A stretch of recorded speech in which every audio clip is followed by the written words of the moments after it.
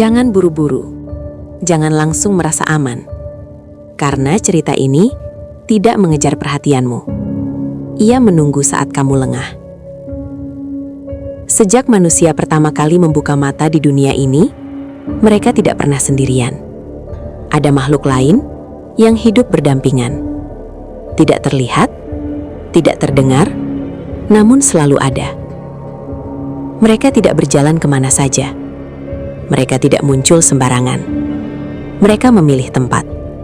Dan tempat-tempat itu seringkali adalah lokasi yang kita lewati setiap hari tanpa pernah berpikir dua kali. Tempat-tempat itu adalah: pertama, rumah kosong. Bangunan yang lama ditinggalkan. Tidak ada tawa, tidak ada langkah kehidupan. Hanya debu, bau kayu lapuk, dan udara yang terasa berat. Saat kamu masuk ke dalam rumah kosong, langkah kakimu terdengar terlalu jelas, seolah dinding ikut mendengarkan. Dan ketika kamu berhenti berjalan, ada sesuatu yang tidak ikut berhenti. Rumah kosong bukan sekedar tanpa penghuni. Ia tanpa penjaga. Tidak ada doa, tidak ada cahaya batin. Dan ketika sebuah tempat dibiarkan terlalu lama kosong, kesunyian itu akan diisi oleh sesuatu yang tidak membutuhkan izin. Kedua, kamar mandi. Ruang sempit, tertutup, lembab. Tempat di mana manusia melepas pakaian, melepas kewaspadaan, dan seringkali melepas perlindungan. Air menetes pelan. 1, 2, 3. Cermin memantulkan wajahmu. Namun kadang, pantulan itu terasa terlalu lama menatap balik. Banyak orang mengira ketakutan di kamar mandi hanyalah sugesti.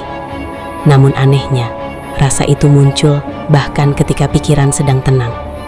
Seolah tubuhmu tahu sesuatu yang belum disadari oleh pikiranmu. Ketiga, ruang gelap dan lembab.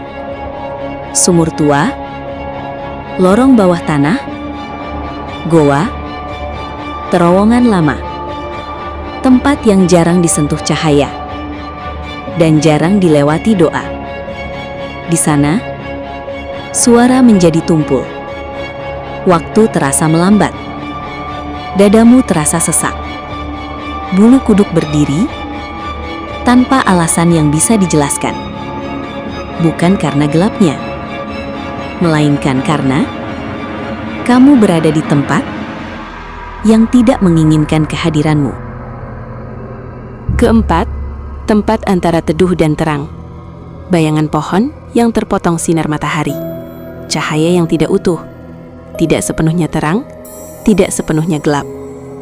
Dalam kepercayaan lama, jin menyukai wilayah peralihan, karena di sanalah batas menjadi kabur. Siang dan malam, nyata dan tak terlihat, manusia dan bukan manusia.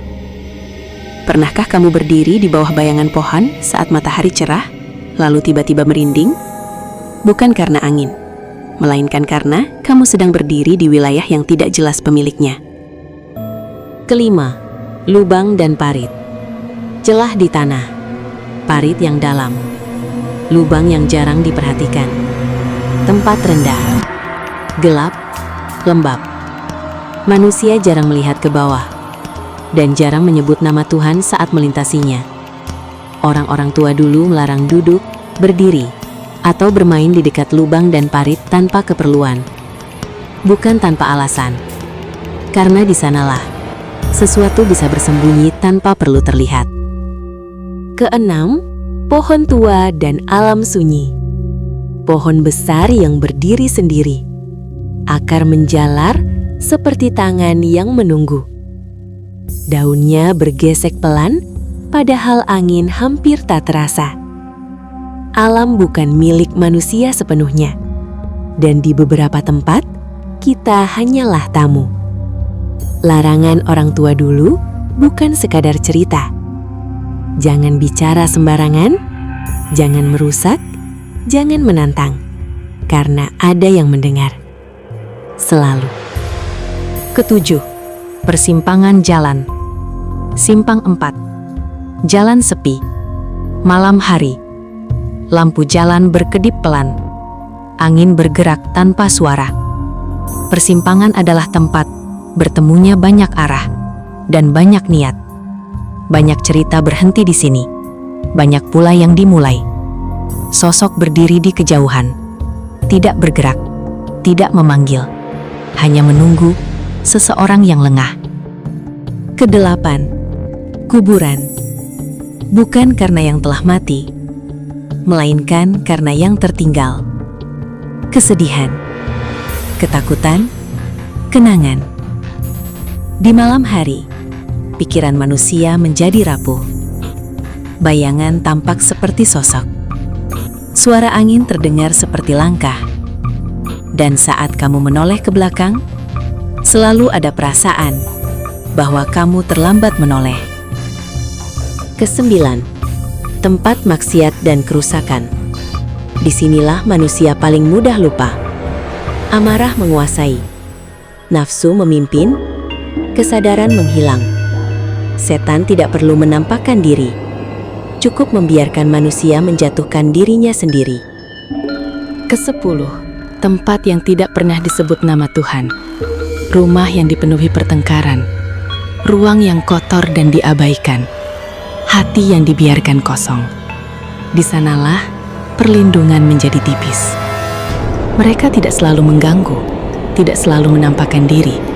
Sebagian hanya mengamati, sebagian menunggu. Karena yang membuat mereka kuat bukanlah tempatnya, melainkan manusia yang lupa menjaga diri. Lupa berdoa, lupa bersikap, dan lupa bahwa dunia ini tidak pernah benar-benar kosong. Jadi jika malam ini kamu merasa tidak nyaman di tempat yang seharusnya aman, mungkin itu bukan perasaanmu sendiri. Mungkin sejak tadi kamu tidak pernah sendirian. Jika sejak tadi dadamu terasa sempit atau pikiranmu terasa berat, jangan melawan perasaan itu. Tenanglah sejenak. Karena ketakutan bukan selalu tanda bahaya. Kadang ia hanya pengingat bahwa manusia memang makhluk yang rapuh. Di antara terang dan gelap, kita sering lupa satu hal, bahwa perlindungan tidak datang dari kekuatan, melainkan dari kesadaran. Maka sebelum malam ini berakhir, sebelum kamu melanjutkan langkahmu, ingatlah untuk kembali. Kembali pada doa, kembali pada sikap, kembali pada kesadaran bahwa tidak semua yang tak terlihat berniat baik. Agar kamu merasa tenang dan aman, dengarkan atau ikuti doa ini perlahan. Dengan menyebut nama Tuhan yang Maha Melindungi, kami mohon perlindungan dari segala yang tersembunyi, dari yang mendekat tanpa terlihat, dari bisikan yang melemahkan, dan dari langkah yang mengikuti tanpa suara. Jagalah kami di tempat terang dan di tempat gelap, di jalan yang ramai dan di jalan yang sepi. Jauhkan kami dari gangguan makhluk yang berniat buruk, dan kuatkan hati kami agar selalu ingat kepadamu.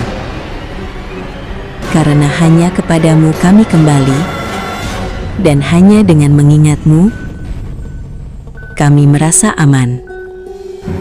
Tarik napas perlahan, hembuskan pelan. Apapun yang tadi kamu rasakan, biarkan ia berhenti di sini. Karena malam bukan untuk ditantang. Gelap bukan untuk dilawan. Cukup disadari dan dijaga. Jika kamu mendengar suara di sekitarmu setelah ini, Jangan panik. Tidak semua suara ingin mengganggu.